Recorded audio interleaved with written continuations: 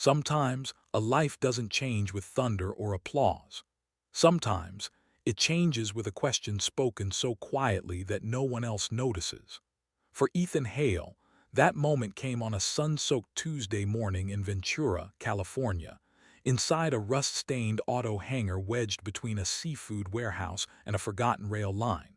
The smell of oil, salt air, and hot metal clung to the place like a second skin. Ethan wiped grease from his hands, unaware that the next few minutes would rewrite the future of 3 lives. For Mara Kingsley, the moment arrived without warning when she felt something impossible. Her foot touched the ground, and it didn't hurt. No doctors cheering, no machines beeping, just a sharp inhale of breath and the terrifying realization that something she had accepted for 11 long years might not be permanent. But before that miracle, there was loss. There was guilt. There were systems that crushed hope beneath credentials and price tags. This is the story of a single father no one listened to, a powerful woman haunted by a single mistake, and a young girl who had been taught to survive instead of dream. And it all began with a mechanic asking a question no specialist ever had. Does it hurt more when you shift your weight or when you stand still? Ethan Hale had never planned to spend his life fixing engines in a dying industrial strip. When he was younger, he dreamed of designing flight systems, sketching wings and turbines late into the night with his younger brother, Lucas. They believed the sky was a puzzle waiting to be solved. That dream ended the night Ethan's wife died during childbirth. Left alone with a newborn son, Noah, and a future that suddenly felt too heavy to lift, Ethan dropped out of college and returned to the only place that would take him, the hangar his father once ran. By the time Ethan was 30, his hands were scarred, his back ached constantly, and his ambitions had learned how to stay quiet. But he never stopped learning. At night, after Noah fell asleep on a cot behind the office wall, Ethan studied. Not for a degree, not for recognition. He studied because broken things bothered him, and because somewhere deep inside, he believed understanding how something moved meant understanding how to fix it. He just didn't know what he was being prepared for. That morning, a low, refined engine hummed sliced through the noise of forklifts and gulls. Ethan stepped outside and froze. A matte black Bentley Bentayga idled in front of his hangar, completely out of place among dented pickups and rusting vans. The rear door opened slowly. A teenage girl emerged carefully. Metal braces wrapped her legs from thigh to ankle, rigid and unforgiving. Every movement was calculated, painful. Her face was calm, practiced in endurance, but her eyes were tired in a way no teenagers should be. Beside her stood a woman in an ivory suit, posture sharp, expression controlled. Claire Kingsley, biotech magnate, investor, and a mother who had spent millions trying to undo a single afternoon she could never forget. The Bentley had overheated. GPS misfortune had led them here. While Ethan inspected the engine, his eyes kept drifting, not out of curiosity but concern. The girl adjusted her stance again and again. Each time her shoulders tightened. Finally, Ethan couldn't stay silent. He knelt so he was eye level with her. "Sorry," he said gently. "I don't mean to be rude, but your brace, does it hurt more when you stand still?" The girl blinked. No one had ever asked her that before. And in that moment, without realizing it, Ethan stepped into a battle far bigger than a broken car. One that would test promises, challenge power, and redefine what a miracle really is. What Ethan noticed in seconds had been ignored by the world's best doctors for over a decade. The girl's name was Mara Kingsley, and pain had been her shadow for as long as she could remember. As Ethan returned to the Bentley's engine, his mind refused to let go of what he'd seen. The way Mara leaned slightly to the right, the unnatural stiffness in her hips, the subtle tremor in her hands as she tried to pretend she was comfortable. Machines never lied to him, and neither did bodies. Ethan finished diagnosing the problem, a failing coolant valve, simple enough, but his attention remained divided. Every instinct he had was screaming that something wasn't right. When he handed the keys back to Claire Kingsley, she thanked him politely, already half distracted by her phone. But Mara lingered. She studied Ethan with cautious curiosity. "You really think it's my brace?" she asked quietly. Ethan hesitated. "I think it's fighting your body instead of supporting it." Claire's head snapped up. "Excuse me." Ethan didn't flinch. "I'm not a doctor," he said calmly. "But I work with joints, angles, and weight distribution every day. And the way she's compensating, it's not natural." Claire's jaw tightened. "That brace was designed by a global medical firm. It cost more than this building." Ethan nodded. "Price doesn't guarantee fit." Silence fell between them, thick, uncomfortable. Then Mara spoke again, softer. "It hurts my back all the time, and my hips. They said that was normal." Ethan felt something twist in his chest. Normal. He'd heard that word before. 12 years earlier, his younger brother Lucas had lain in a hospital bed, eyes bright despite the paralysis creeping through his body. A diving accident. A damaged spine. Doctors explaining costs and probabilities with voices stripped of empathy. Normal limitations, they'd said. Lucas had smiled anyway. Ethan remembered the night Lucas finally told him to stop begging hospitals for impossible miracles. "Promise me something," Lucas had whispered. "If you ever see someone like me, don't let them feel invisible." Lucas died 3 years later, and Ethan never forgot that promise. That night, after Noah fell asleep clutching a toy airplane, Ethan pulled out his old notebooks. Sketches, calculations, diagrams of human gait mechanics layered over mechanical schematics. He replayed Mara's movements in his mind. The brace's knee joint was locked too early. The hip angle forced compensation. The center of balance wrong. Pain wasn't inevitable. It was engineered. Ethan didn't sleep. Across town, in a glass and steel mansion overlooking the Pacific, Claire Kingsley stood alone by a window that framed the ocean like a painting she despised. 11 years earlier, she had looked down at her phone instead of the waves. Mara's accident had happened in seconds, a misjudged current, a fall, a silence that followed her daughter's scream. Claire had spent millions trying to undo that silence, and yet today, a mechanic with oil-stained hands had noticed something none of her experts had. That terrified her. Later that night, Mara rolled her wheelchair into her mother's office. "He looked at me like I wasn't broken," she said simply. Claire closed her eyes. The next morning, Claire made a call she never thought she would. "Mr. Hale," she said, voice tight. "If you're wrong, I walk away. If you're right," Ethan swallowed, "I won't touch anything without your permission." There was a pause, then Claire said, "Come take a look." As Ethan hung up, Noah appeared in the doorway, rubbing sleep from his eyes. "Dad, why are you shaking?" Ethan smiled weakly and knelt, pulling his son close. "Because sometimes," he said, "doing the right thing is scarier than doing nothing." Ethan was about to redesign more than a brace. He was about to challenge a system that doesn't forgive outsiders. Ethan Hale had walked into many intimidating spaces before. Airport hangars, inspection rooms, even court buildings when paperwork went wrong.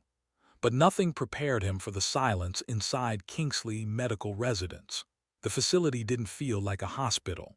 It felt like a monument, white marble floors, glass walls overlooking the ocean, art that cost more than Ethan's entire garage.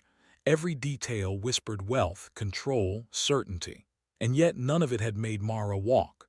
Claire Kingsley greeted Ethan with professional politeness, but her eyes never left her daughter. Doctors stood nearby, 3 of them, arms crossed, expressions tight with skepticism. "This is Mr. Hale," Claire announced. "The mechanic." The word hung in the air like a challenge. Dr. Alan Whitmore, the lead orthopedic consultant, adjusted his glasses. "We're indulging this observation out of respect for Mrs. Kingsley," he said coolly. "But I must state clearly, this brace is state-of-the-art." Ethan nodded. "May I see how she walks?" Mara stood slowly, gripping the parallel bars. Each step was stiff, measured, painfully controlled. Ethan crouched, eyes locked on her hips, her spine, the subtle way her shoulders tensed before each movement. "That knee joint," he said quietly. "It locks too early," Whitmore scoffed. "It's designed that way to stabilize."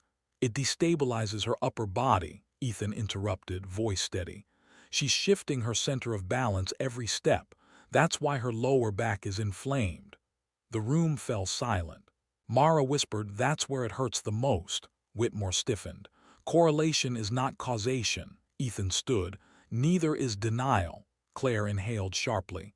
"Enough," she said. "Mr. Hale, can you fix it?" Ethan hesitated. This wasn't his garage. This wasn't a car. This was a young woman who had trusted too many promises already. "I can try," he said. "But not here. I need space, time, and permission to fail." The doctors protested instantly. Claire raised her hand. For the first time in 11 years, she looked uncertain, not powerful, not commanding, just a mother standing at the edge of hope. "Take it," she said. Back in the hangar, Ethan laid the brace on his workbench like a fragile artifact. Noah sat nearby, unusually quiet. "Is that for the girl?" he asked. "Yes," Ethan replied. "Can you fix it?" Ethan stared at the metal. "I don't know." That night the hangar lights stayed on. Ethan dismantled the brace piece by piece, discovering design choices driven by data, not movement. Sensors over sensation. Algorithms over anatomy. By dawn his hands shook from exhaustion, but clarity had arrived. The first prototype was lighter, flexible, human. Mara returned with Claire 2 days later. Ethan fitted the modified brace carefully, every strap, every joint. "Ready?" he asked. Mara nodded. She stood. The first step felt easier, the second lighter. Then the third. Pain exploded. Mara cried out and collapsed. Blood streaked her ankle. Claire screamed. Doctors rushed in. Ethan backed away, horrified. "I'm sorry," he whispered. "I thought—" Claire's eyes burned with fury and fear. "Get away from her." As they rushed Mara out, she turned her head back toward Ethan. Through tears, she mouthed 2 words. "Don't stop." Ethan sank to the floor, surrounded by broken metal and broken trust. Failure had a price, and Ethan had just paid it. But the real test was only beginning. The hangar felt colder than it ever had. Ethan Hale sat on the concrete floor long after the ambulance lights faded from the street. The modified brace lay twisted on the workbench, one strap stained dark where Mara's blood had soaked through. He hadn't moved. He hadn't spoken. He simply stared, like if he looked long enough, time might reverse itself. He had failed. Again. The echo of Claire Kingsley's voice, sharp with terror, edged with fury, kept replaying in his head. Get away from her. It sounded too much like the doctors years ago telling him to step aside while Lucas slipped further away. Ethan pressed his palms against his eyes until sparks danced in the darkness. "I shouldn't have tried," he whispered. From the doorway, Noah's small footsteps hesitated before crossing the cold floor. The boy climbed into his father's lap without asking, wrapping thin arms around Ethan's neck. "She said don't stop," Noah murmured. Ethan's breath caught. "She shouldn't have to say that," he replied hoarsely. "I hurt her." Noah pulled back, studying his father's face with unsettling seriousness. "Did Uncle Lucas ever tell you to quit?" The question struck like a blow. Ethan remembered the hospital room, the beeping monitors, Lucas smiling through pain that no one else could see. "No," Ethan said softly. "Then don't quit," Noah said. "If you quit, you'll always wonder." Across the city, Mara lay awake in a private recovery room. Her ankle was bandaged. The pain had subsided, but something else throbbed in her chest, fear mixed with disappointment. Claire sat beside her bed, silent, rigid. "I scared you," Mara said quietly. Claire's voice cracked. "I almost lost you." "You didn't," Mara replied. "But if we stop now, I'll lose something else." Claire looked down at her daughter. "What?" "Hope." The word landed heavier than any accusation. For 11 years, Claire had chased certainty, guarantees, approvals, credentials. And none of it had given Mara peace. But in Ethan's garage, even through pain, Mara had felt something unfamiliar. Possibility.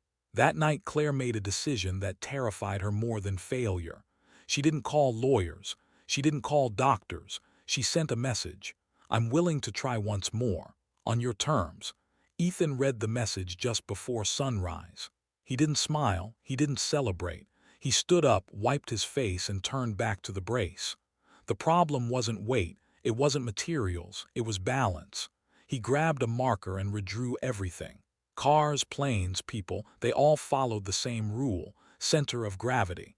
Every version of the brace, including his own, treated the knee as the anchor, but humans didn't move that way. Your balance comes from the hips, Ethan whispered. It hit him like a revelation. He worked non-stop, ate standing up, slept in minutes-long collapses against the wall. When he ran out of savings, he sold spare tools. When that wasn't enough, he sold his motorcycle, the last thing his wife had ever given him. Neighbors whispered that he'd lost his mind. Only Noah knew the truth. On the seventh night, Ethan stepped back from the workbench. The new brace didn't look impressive. No screens, no sensors, just perfect alignment. Ethan picked up his phone, hands trembling. This wasn't just another attempt. This was his last.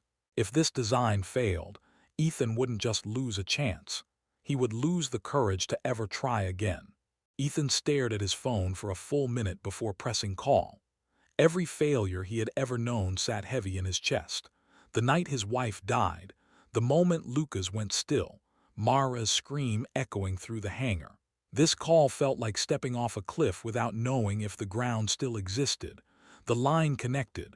"Mr. Hale," Claire Kingsley said, her voice guarded but calm. "I finished it," Ethan said quietly. "I won't ask for another chance after this. If it fails, I walk away." Silence stretched so long Ethan wondered if she'd hung up. Finally, Claire spoke.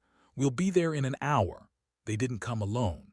When the black SUV stopped in front of the hangar, Ethan noticed the man who stepped out last, a tall figure with silver hair and a sharp gaze. Dr. Samuel Brooks, one of California's most respected orthopedic specialists.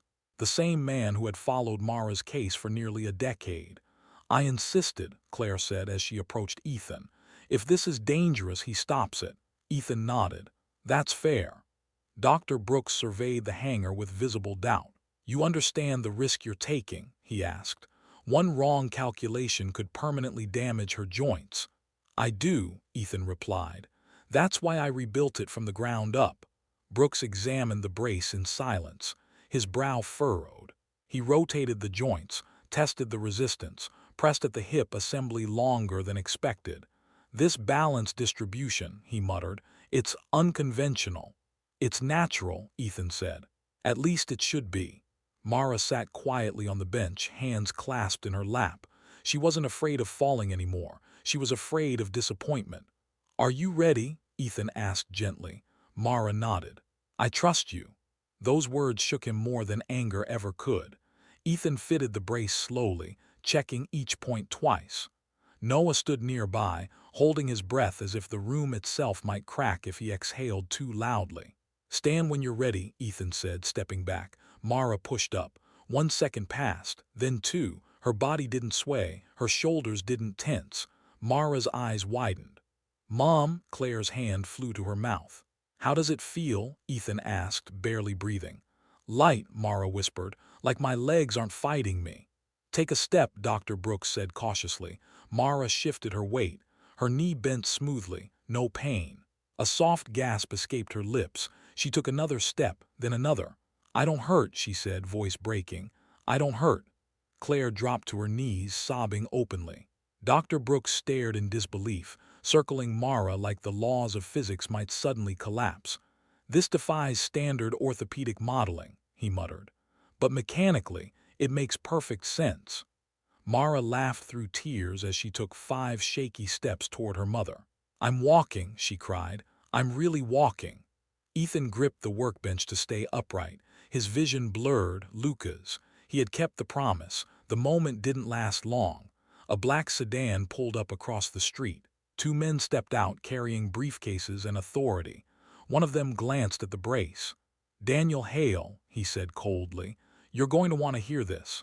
Just as hope took its first steps, the system arrived to shut it down. The men didn't introduce themselves with raised voices or threats. They didn't need to. Their suits were sharp. Their expressions unreadable. Authority clung to them like a uniform. "I'm Richard Cole, compliance officer for Orion Orthopedic Technologies," the taller man said, opening his briefcase. "This device," he nodded toward Mara's brace, is a modified version of our proprietary design. Ethan felt the air leave his lungs. You altered it without authorization, Cole continued, without medical licensing, without FDA approval. Dr. Brooks stepped forward. I witnessed the results, he said firmly. This device allowed a patient to ambulate pain-free for the first time in 11 years. Cole didn't even look at him. That's irrelevant. Mara's hands trembled as she clutched her mother's arm. I can walk, she said. Why does that not matter? Cole finally met her eyes. Because outcomes don't excuse violations. Claire rose slowly, fury barely contained. You sold us a device that hurt my daughter for years. We followed regulatory standards, Cole replied coolly. If pain occurred, it was an acceptable side effect. Ethan stepped forward. It wasn't acceptable to her. Cole turned to him. You will cease all work immediately. If you continue, Orion will pursue legal action for intellectual property theft and medical negligence. Noah tugged at Ethan's sleeve. Dad, Ethan placed a hand on his son's shoulder, steady despite the storm inside him. What happens to Mara? Ethan asked. That's not your concern anymore, Cole replied, snapping the briefcase shut. The men turned and left as quietly as they had arrived. Silence filled the hangar. Mara looked down at her legs, standing steady, real. Are they going to take it away? She whispered. Claire pulled her close. Not without a fight.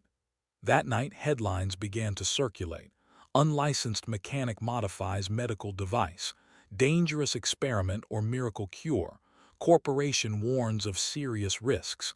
Ethan didn't read them. He sat in the dark hangar, the brace resting on the bench like contraband. I never wanted attention, he said quietly to Claire. I just wanted to help her walk. Claire nodded. And you did. But now, Ethan continued, they'll come harder, lawsuits, injunctions, they'll make sure no one ever hears about this again. Claire straightened. They underestimate one thing. What's that? A mother who watched her child suffer. The next morning, Claire held a press conference. No filters, no lawyers beside her. Mara stood next to her on her own feet. Cameras flashed wildly. For 11 years, Claire said, voice steady, I trusted systems, credentials, and corporations. They failed my daughter. Murmurs rippled through the crowd. This man, she gestured to Ethan, did what money could not. He saw my child as human, not a liability. Reporters shouted questions. Isn't this illegal? Are you encouraging unlicensed practice? What if someone gets hurt? Mara stepped forward before her mother could answer. My name is Mara Kingsley, she said. For 11 years I lived in pain because no one listened. Mr. Hale listened. Her voice shook, but she didn't stop. If helping someone walk is a crime, she said, then maybe the law needs to learn how to walk too. The clip went viral within hours. Support poured in. So did threats. That evening, Ethan found an official notice taped to his hangar door. Cease and desist. Effective immediately. Ethan stared at the paper for a long time. Then he tore it down. Ethan had crossed a line the system couldn't forgive, and now it was preparing to erase him. The cease and desist notice lay crumpled in Ethan Hale's fist as the sun dipped behind the warehouses. For the first time since this journey began, fear outweighed exhaustion. Not fear for himself, but for Noah. If Orion Orthopedic followed through, they could freeze his accounts, shut down the hangar, bury him in legal fees he could never afford. Ethan had lived poor before, but this was different. This was annihilation. That night, Noah sat on the cot behind the office wall, pretending to sleep while listening to his father pace. Finally, the boy spoke. Dad, are we in trouble? Ethan stopped pacing. He knelt beside his son, choosing honesty over comfort.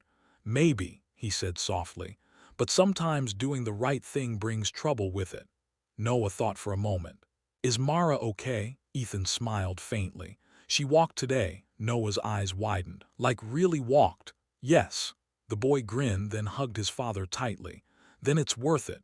Across the city, Claire Kingsley faced her own reckoning. Board members flooded her phone with warnings. Investors questioned her judgment. Legal counsel urged her to distance herself immediately. You're risking your company's credibility, one advisor said sharply. Aligning with an unlicensed mechanic is reckless. Claire stared out the window at the ocean. So was not looking up that day, she replied. She terminated 3 contracts that night, one's tied to Orion. The cost was enormous. She didn't hesitate. Meanwhile, Dr. Samuel Brooks sat alone in his office, replaying the footage of Mara walking. His career had been built on protocols, peer-reviewed studies, and rigid pathways. Yet what he had witnessed defied everything he had taught. And it worked. He picked up the phone and made a call he knew could end his career. 2 days later, Ethan received an unexpected visitor. A woman in her early 50s stepped into the hangar carrying no briefcase, no entourage. Just a leather notebook and eyes that missed nothing. "Daniel Hale?" she asked. "Yes," Ethan replied cautiously. "My name is Dr. Vivian Ross," she said. "I teach biomechanical engineering at Stanford." Ethan blinked. "Why are you here?" "Because what you built shouldn't exist," she said honestly. "And yet it does." She examined the brace for nearly an hour, rotating joints, measuring resistance, running calculations in her head. Finally, she looked up, eyes wet. "You didn't break the rules," she said. "You found the ones we forgot." Ethan swallowed. "They're going to shut me down." Dr. Ross shook her head. "Not if I testify." The hearing was scheduled within a week. FDA officials, corporate attorneys, medical boards. Ethan stood at the center of it all, no suit, no degree, no shield. Orion's lawyers spoke first, warning of chaos if regulations were ignored. Then Dr. Ross took the stand. "This design," she said calmly, "is not reckless. It's revolutionary." Mr. Hale applied mechanical truth to human motion, something our industry lost chasing perfection on paper. Murmurs spread through the room. Dr. Brooks followed, voice shaking but firm. "I witnessed a patient walk without pain for the first time in 11 years. All eyes turned to Mara as she stood, unaided. Gasps echoed. Days later, Ethan opened a letter with trembling hands. Provisional license approved. Supervised development authorized. Ethan sank into a chair, tears streaming. Lucas. He had kept the promise. Outside, the hangar door creaked open. Families stood waiting, hope in their eyes. Ethan thought the battle was over, but helping one person had awakened a need he could never ignore again. Ethan Hale hadn't planned to open his hangar that morning, but when he rolled the door up, the sight before him stole his breath. They stood quietly on the cracked pavement, families, children in wheelchairs, adults leaning on worn braces, parents holding medical files thick with disappointment. No shouting, no demands, just eyes filled with cautious hope. Word had spread. Ethan's first instinct was panic. He wasn't a clinic. He wasn't a savior. He was a mechanic with a provisional license and a promise he'd barely survived keeping. Claire arrived moments later and froze at the sight. "You didn't tell me," she whispered. "I didn't know," Ethan replied honestly. Mara stood among them, steady on her feet now, no longer hiding behind pain. She stepped forward and spoke softly. "He won't promise miracles," she said to the crowd. "But he'll listen. That matters."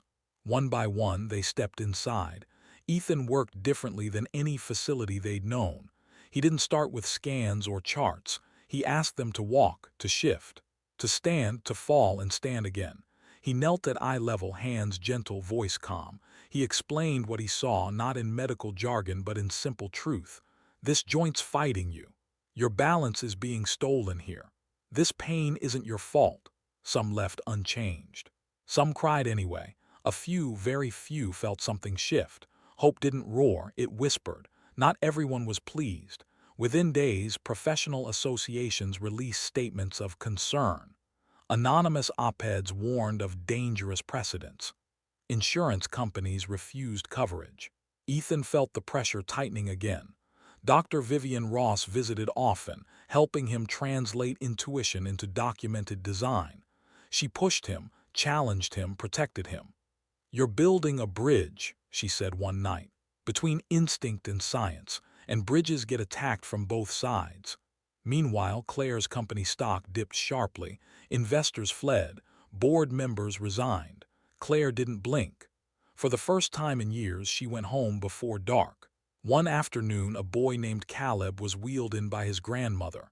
He was 9, born with spastic diplegia. No insurance, no money.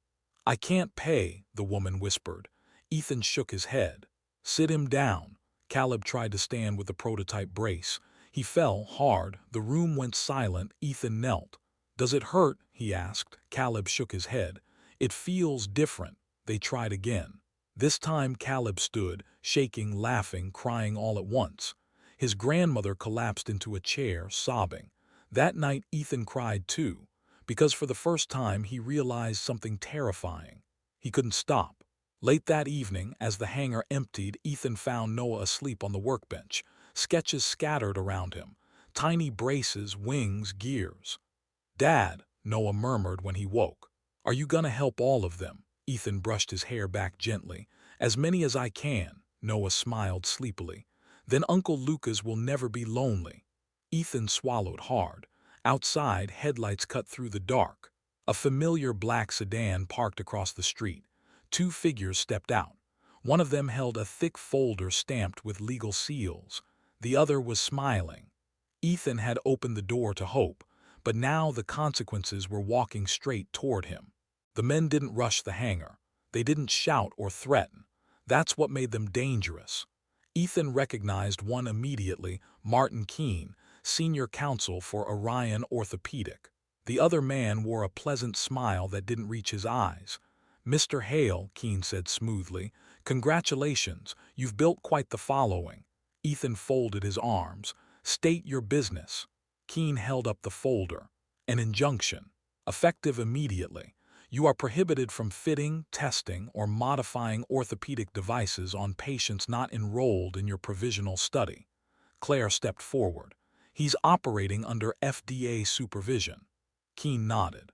"Correct, which is why this injunction doesn't shut him down completely. It narrows him severely." Mara clenched her fists. "You're afraid," she said. "That's what this is." Keene smiled thinly. "We're cautious." The second man finally spoke.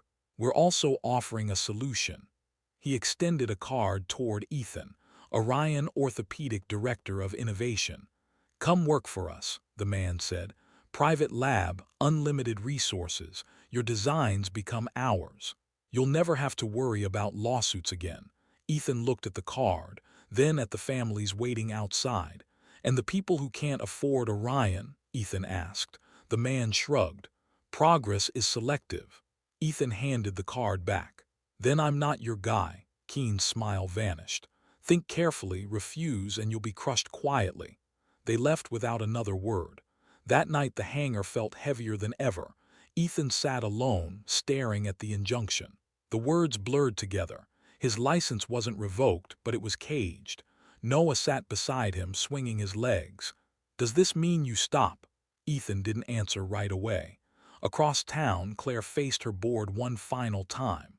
"You're dismantling everything you built," a director said coldly. Claire stood. "No, I'm rebuilding it." She resigned that night.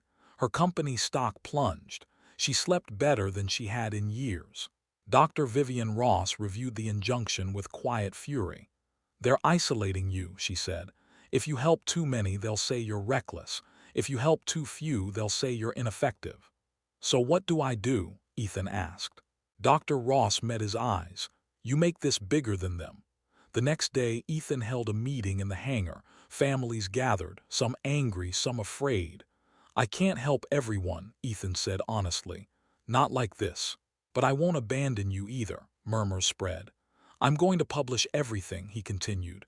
"Designs, data, failures, successes, free, public." Claire nodded immediately. "I'll fund it." Mara stepped forward.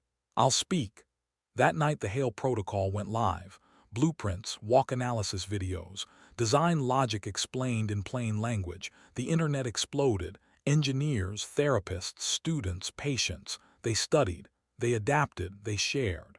Orion issued a furious response. It was too late. Ethan watched the comments scroll in, people walking in small clinics, garages, basements, imperfect, real. Hope multiplying faster than it could be contained. Then his phone rang. Unknown number. "Mr. Hale," a woman said calmly. "This is the National Medical Review Board. We need you to come in." Ethan closed his eyes. The final reckoning had arrived. By choosing to share the miracle, Ethan had challenged the system itself, and now it was calling him to answer. The building housing the National Medical Review Board was cold in a way no amount of sunlight could soften. Ethan Hale sat at a long metal table, hands folded back straight, not out of confidence but resolve. Claire sat beside him, composed but pale. Mara stood behind them, refusing to sit, as if reminding everyone that this wasn't theoretical. Across the table sat 7 board members, doctors, regulators, legal experts. None of them smiled. "Mr. Hale," the chairwoman began, "you are not accused of malicious intent, but intent is not our concern. Safety is." Ethan nodded. "It should be." "You modified medical devices without traditional credentials," another member said. "You published designs publicly. Do you understand the danger?" "Yes," Ethan replied. "And I understand the danger of silence." Murmurs rippled through the room. A screen flickered on behind them. Footage played: Mara walking, Caleb standing, grainy videos from clinics around the country showing small victories. "These are uncontrolled environments," a board member argued. "One failure could undo all of this." Ethan leaned forward. "People were failing quietly before I touched anything." Silence. Dr. Vivian Ross was called next. She stood tall, voice steady. "We regulate to protect people," she said. "But regulation without humility becomes obstruction." Mr. Hale didn't ignore science. He returned to its foundation. A board member snapped. "Are you endorsing an unlicensed mechanic over decades of peer review?" Dr. Ross didn't blink. "I'm endorsing results guided by responsibility." Then Mara stepped forward. "My name is Mara Kingsley," she said. "For 11 years I lived in pain because no one would question what was standard." Mr. Hale questioned it. "That's why I'm standing." Her voice shook, but she didn't. "I'm not an exception," she continued. "I'm evidence." Hours passed. When the board recessed, Ethan waited in a quiet hallway, staring at his reflection in the glass. Noah's face appeared beside him in memory. Lucas's smile. Claire finally spoke. "If they shut this down," Ethan nodded. "I'll accept it." She turned sharply. "No, you shouldn't have to." Ethan smiled faintly. "Some fights aren't about winning. They're about being seen." The board reconvened at dusk. The chairwoman cleared her throat. "Mr. Hale, this board recognizes both the risk and the undeniable impact of your work." Ethan held his breath. "We are suspending all injunctions," she continued, "pending the creation of a new classification, applied mechanical rehabilitation." Gasps filled the room. "You will operate under expanded supervision," she said. "Your designs will be studied nationally, not suppressed." Ethan's vision blurred. "This is not approval," she added firmly. "It's responsibility." Ethan stood. "I accept." Outside, reporters waited. Microphones surged forward. "What does this mean?" someone shouted. Ethan answered simply. "It means listening saved lives." As they drove away, Mara looked out the window, smiling softly. "You changed everything." Ethan shook his head. "No. We did." His phone buzzed again, a message from an unknown clinic. "We tried your protocol. Someone stood today." Ethan closed his eyes. Hope wasn't walking anymore. It was running. With the system finally forced to listen, Ethan faced one final question. How far could hope go before it demanded everything he had left? The hangar no longer belonged to silence. Every morning, voices filled the space, careful footsteps, nervous laughter, whispered prayers. People arrived before sunrise, some traveling overnight, others sleeping in their cars just to be there. They didn't come chasing miracles anymore. They came chasing possibility. Ethan Hale stood at the center of it all, feeling something heavier than fear. Responsibility. Each brace he adjusted, each design he refined carried weight, not just mechanical but human. One mistake could shatter trust forever. One success could give someone back a life they thought was gone. "You okay?" Dr. Vivian Ross asked as she watched Ethan review gate footage for the 10th time. Ethan nodded, though exhaustion lined his face. "I keep thinking, what if I miss something?" Dr. Ross placed a reassuring hand on his shoulder. Then you slow down, we don't rush hope. Mara had become something unexpected, a bridge. She worked with patients now, encouraging them, translating fear into courage. When they trembled, she stood beside them. When they cried, she listened.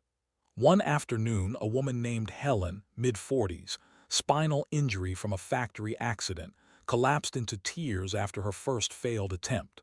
I thought this would fix me, Helen sobbed. Mara knelt beside her. It doesn't fix you, she said gently. It gives you a chance. The rest is patience. Helen returned 3 days later. She stood. Not everyone celebrated. Insurance providers refused to cover treatments. Medical journals delayed publication. Quiet resistance continued, subtle, professional, dangerous. Ethan felt the strain at home too. Noah waited up for him every night pretending to do homework.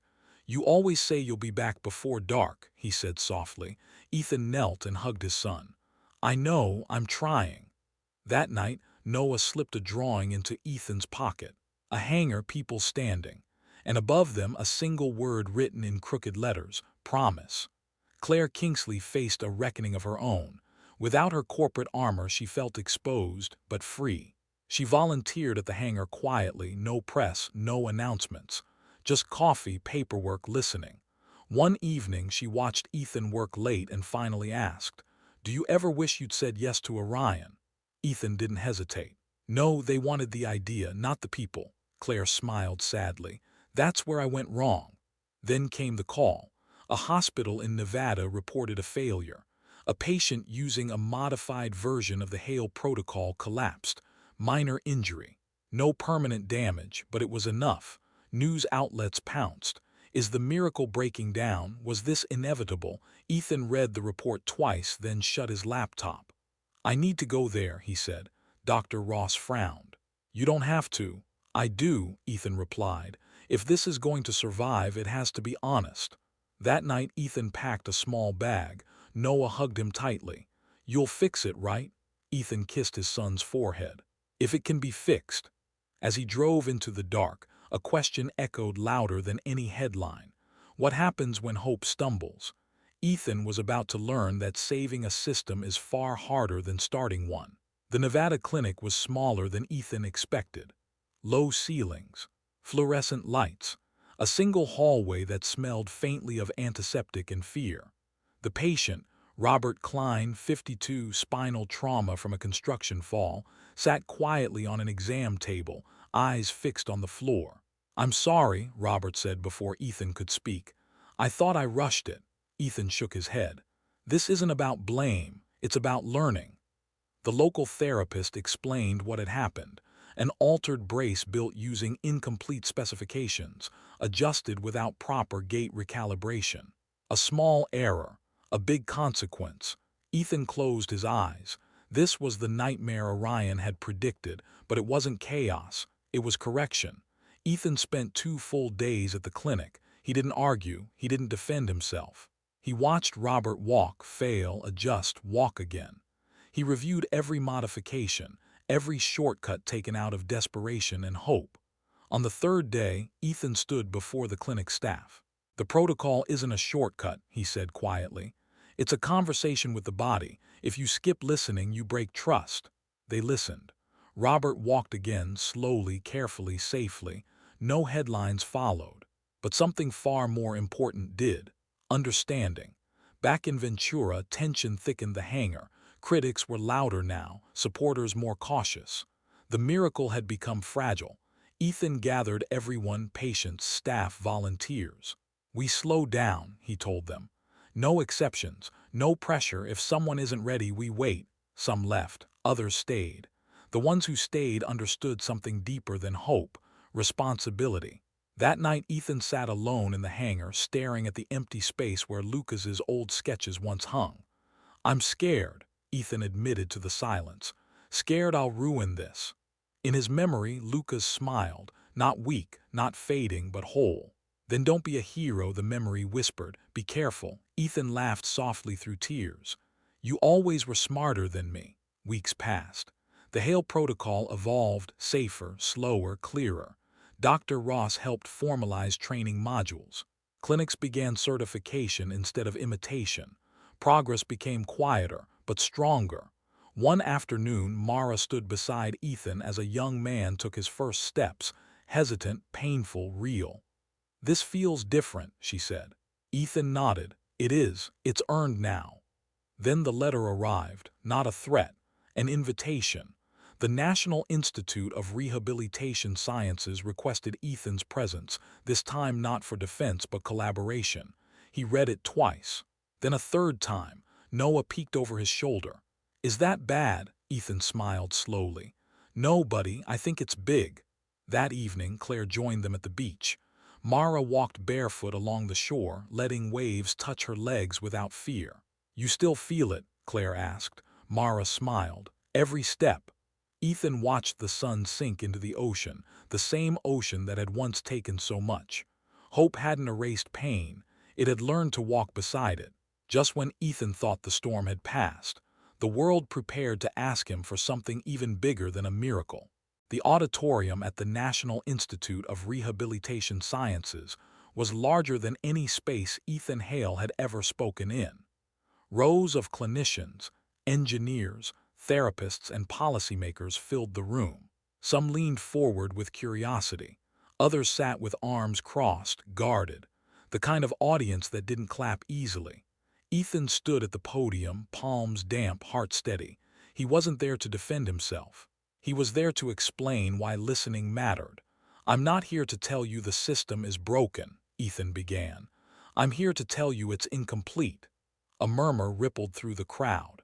"For years, we've designed mobility devices based on averages, models, and simulations. But people aren't averages, they're variables." He showed footage, not dramatic, not polished, patients adjusting, falling, standing again, learning. "This isn't about replacing medicine," Ethan said. "It's about partnering with mechanics, therapists, families, anyone who sees the human body not as a chart, but as a living system." Dr. Vivian Ross watched from the front row, pride softening her expression. When Ethan finished, the room was silent. Then someone stood, an older physician with a trembling voice. "I've treated spinal injuries for 40 years," he said, "and I realize now how often I told patients to accept pain instead of questioning it." Another followed. Then another. The applause didn't explode, it built. Outside, Ethan exhaled for the first time all day. Claire approached him, eyes shining. "They listened." "They questioned," Ethan replied. "That's better." Mara joined them, holding a folder. "They approved the pilot program." Ethan blinked. "What?" 10 hospitals, Mara said. "Nationwide, Hale protocol, supervised, standardized, human-centered." Ethan felt his knees weaken. Lucas. He could almost hear his brother laughing in disbelief. Back in Ventura, the hangar changed. Not its walls, not its smell, but its purpose.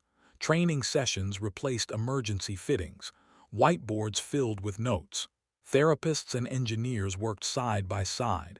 Patients became teachers. Ethan refused to move. "This place matters," he said. "It reminds us where this started." Noah helped after school, handing out clipboards, correcting adults when they skipped steps.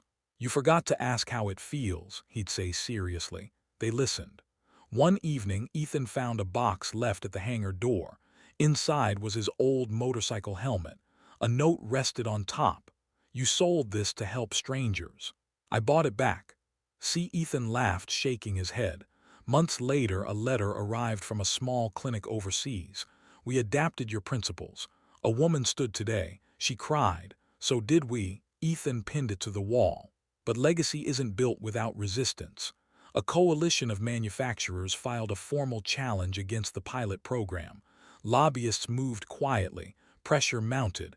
Dr. Ross warned him. "They won't stop." Ethan nodded. "Neither will we." That night, Ethan sat with Noah on the hangar roof, watching planes streak across the sky. "Dad," Noah asked, "what happens when you can't help everyone?" Ethan thought carefully. "Then you help the next person," Noah smiled. "That sounds like Uncle Lucas." Ethan's throat tightened. "Yes," he whispered, "it does." Below them, the hangar lights glowed, steady, warm, alive. As the world began to embrace Ethan's work, powerful forces prepared one final test, one that would decide whether hope could truly stand on its own. The challenge arrived quietly, but its weight was unmistakable. A federal notice, a closed-door hearing, no cameras, no speeches, just a single question placed before a panel of regulators, executives, and policymakers. Should the Hale Protocol exist at all? Ethan Hale sat at the long table once more, but this time he wasn't alone. Dr. Vivian Ross sat beside him. Claire Kingsley sat behind him. Mara stood, not as a symbol but as proof. Across the room, representatives from major orthopedic corporations spoke calmly about risk, standardization, and market instability. This protocol undermines trust in certified medical systems, one executive argued. It invites dangerous imitation, said another. It creates liability we cannot control. Ethan listened without interrupting. When it was his turn, he stood slowly. I agree with one thing, he said. This protocol is dangerous if misunderstood. The room stilled. But so is telling people to accept pain when they shouldn't have to, he continued. So is ignoring lived experience because it doesn't fit a spreadsheet. He gestured toward Mara. For 11 years she followed every rule. She still suffered. The danger wasn't innovation, it was silence. A policymaker leaned forward. Are you suggesting we dismantle regulation? Ethan shook his head. I'm suggesting we evolve it. Mara stepped forward next. I wasn't healed by a machine, she said. I was healed by someone who watched me move and asked why it hurt. Her voice trembled, but she didn't stop. If you shut this down, she continued, people won't stop trying. They'll just do it alone, without guidance, without safety. That landed harder than any accusation. The panel recessed. Minutes stretched into hours. Ethan waited in a quiet hallway, staring at the floor. Noah's drawing of the hangar sat folded in his pocket. Dr. Ross finally spoke. No matter what happens, you changed something irreversible. Ethan nodded. I just hope it was enough. The decision came at sunset. The chairwoman stood. By unanimous vote, she said, the Hale Protocol will not be dissolved. Ethan exhaled sharply. However, she continued, it will be transformed. She outlined the ruling. A new national classification, open access training standards, mandatory patient-centered evaluation, shared intellectual ownership. This is no longer just yours, Mr. Hale, she concluded. It belongs to the public. Ethan felt tears rise. That's all I ever wanted, he said quietly. Outside the building, Claire wrapped him in a fierce hug. You did it. We did, Ethan corrected. Mara laughed through tears. I think my legs just felt that. Back in Ventura, the hangar hosted a quiet celebration. No banners, no speeches, just people standing, sitting, walking, resting together.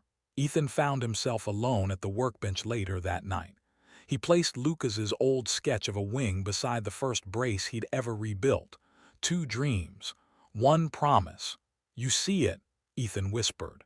It walks now. The hangar lights hummed softly.